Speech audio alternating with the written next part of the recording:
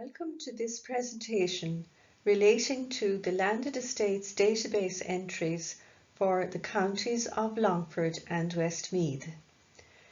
In 2024, we were fortunate to receive a Heritage Council grant which enabled us to carry out the research on the landed estates and houses which existed in the counties of Longford and Westmeath from about 1700 up to the early years of the 20th century. My colleague Brigid Clesham and I, in this presentation, will explain the sources we use and how the database works, and offer a flavour of some of the information that can be derived from these sources.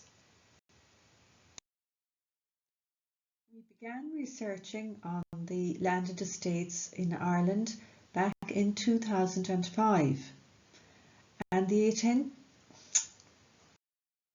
research on the landed estates database has been going on for almost 20 years. The intention of the database is to create resources for researchers in the community and in academia who are trying to find out more about the landed estates which owned the bulk of the land in Ireland up until the late 19th and early 20th centuries. The Landed Estates database was first launched in 2007 and it covered the counties of Connacht.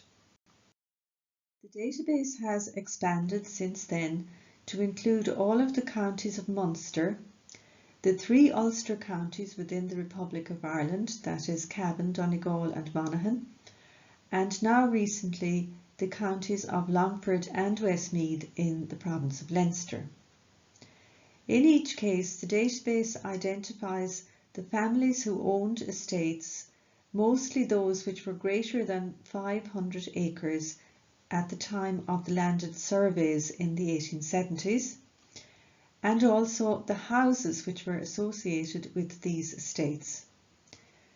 One important aspect is to try and record publicly available resources which provide more information about the estates, particularly archival sources which were generated while the estates still existed. Here we can see an example of an estate entry on the Landed Estates database. Estates are arranged by the name of the family who owned them. Of course, different families may have owned the same estate at different times, and this is often reflected in the estate entry. The entry usually has a brief description of the family and how they came to own the estate.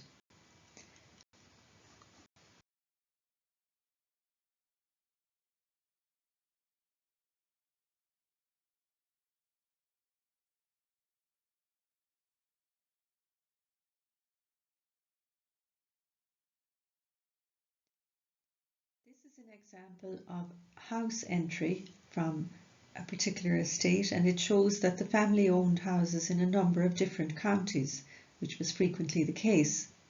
We have recorded all the locational details relating to these houses, including the townlands and various other administrative units in which they belonged. We also have noted the maps that they occur on. It is usually possible to see other houses that were adjacent to a specific house by clicking on the 5 to 15 kilometre radius on the house entry in the database.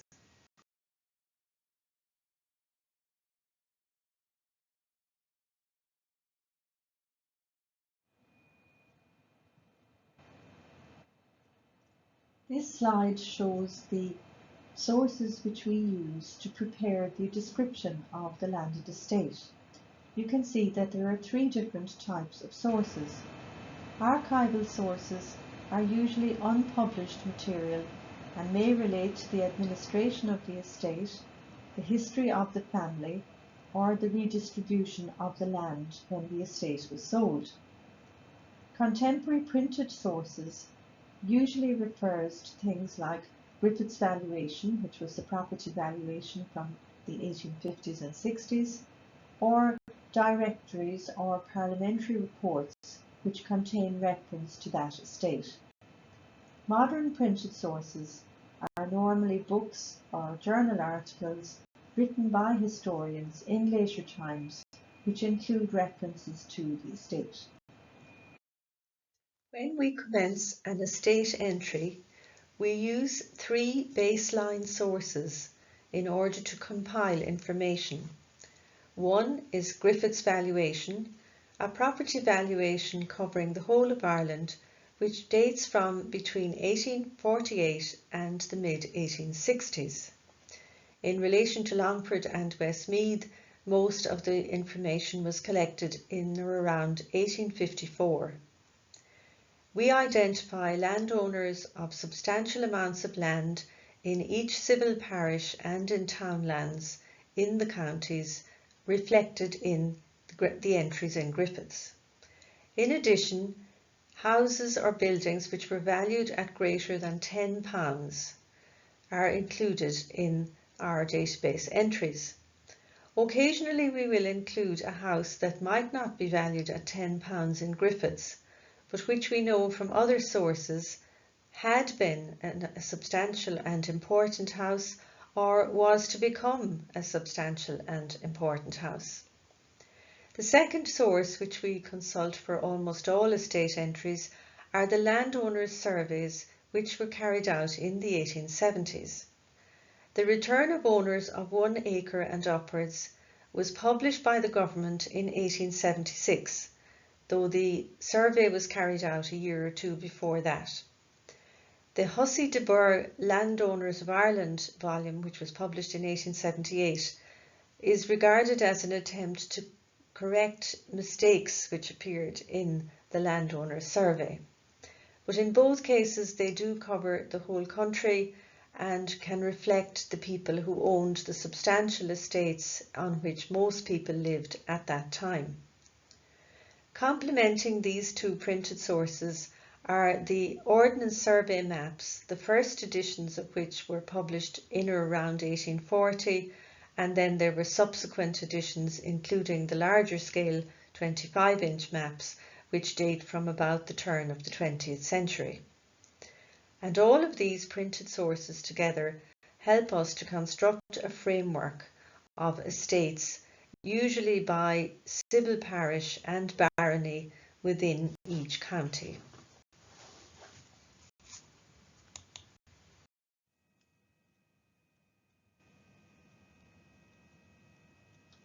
It's important to note that many of these sources which we use to create the landed estate entries are readily available to everyone now because they have been digitised and are online, and the links are shown in this slide. The main emphasis of the Landed Estates Database project has been to identify original records for the estates entered in the database if they survive, and their location. Tracing these records has become much easier since we began this project because so much more information is available online through the digitization of collection catalogues and enhanced word searching. Landed estates collections, generated by landowners and their agents, contain the administrative records of a particular estate and are important information sources for the study of land ownership, landlord-tenant relationships, estate and household management, the development of agriculture and farming methods, emigration, land agitation, and of course family history. This textual evidence, where it survives, includes deeds, leases, rentals, accounts, correspondence, legal papers, maps, and sometimes family papers, and can be a rich source of information for the academic researcher or local historian or genealogist.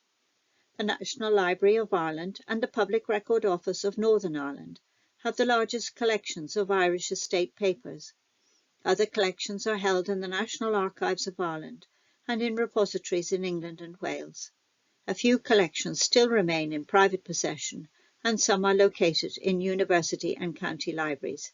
Examples of County Westmeath collections are given here. Rentals are often the main type of landed estate record of interest to the academic or family historian, especially if they predate Griffiths' valuation, as they give details of the land denomination, the tenant's name, acreage, annual rent due, arrears, rent received, and include an observations column, which sometimes records the death of a tenant or his or her emigration, etc. This is a rental of the estate of George Augustus Boyd of Middleton Park, parish of Castle Kindlin, 1842 to 1854, who became a very large landowner in County Westmeath, having an estate of over 16,391 acres in the 1870s. A lease among the Lyons of Laidstown collection records John Lyons and his eldest son Charles leasing 55 acres of Bunlamunin for 31 years at an annual rent of £27 10 shillings on the 1st of September 1737. Their signatures appear at the bottom of the lease.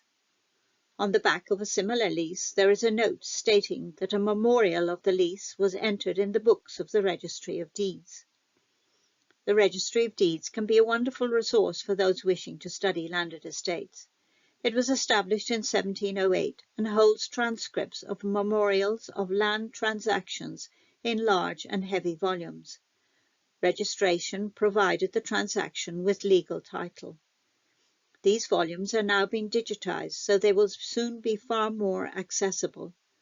There are two series of indexes, one relating to county and townland name, and the other to grantor's name, which from 1833 also shows the county in which the property involved was located. For the last 20 years, a voluntary indexing of names in the memorials has been taking place, and it is well worthwhile consulting this indexing project at irishdeedsindex.net.